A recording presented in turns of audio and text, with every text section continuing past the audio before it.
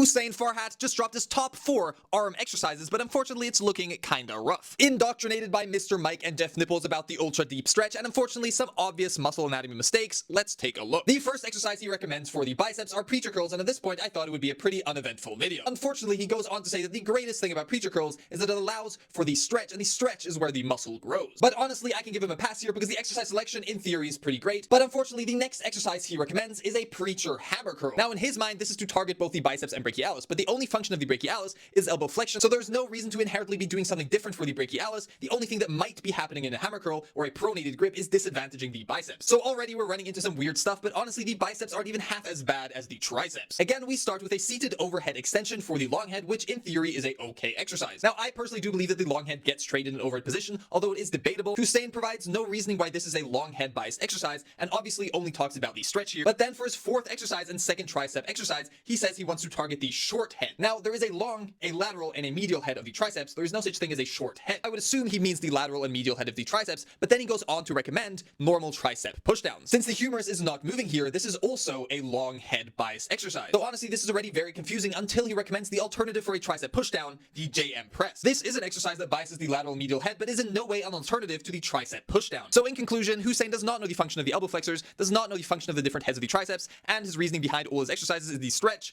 Pretty disappointing.